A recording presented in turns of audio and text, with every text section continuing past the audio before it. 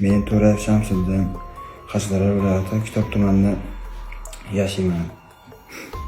2002-yilman. 6 oy oldin Xabarovsk shahrida edim, Rossiyada. Shunda inspektor Haydarovni komissariyasiga kirib, haqira to'g'ri gaplar bilan so'kildim. Bu ishimdan pushaymonman juda. Qilgan ishingizdan pushaymonsiz, to'g'rimi?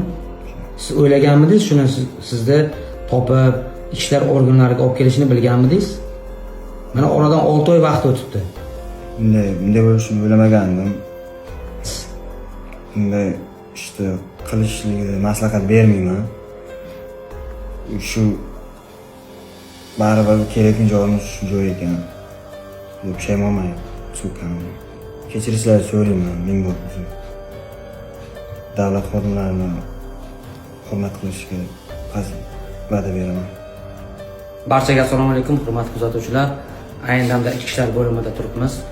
Ko'rib turgan fuqarongiz 6 oy oldin mana akkauntimga haqoratomuz gaplarni yozgan va vaholanki 6 oy o'tib, mana ushbu fuqaroni ichki ishlar organi xodimlari tomonidan chaqirtirib olib kelindi.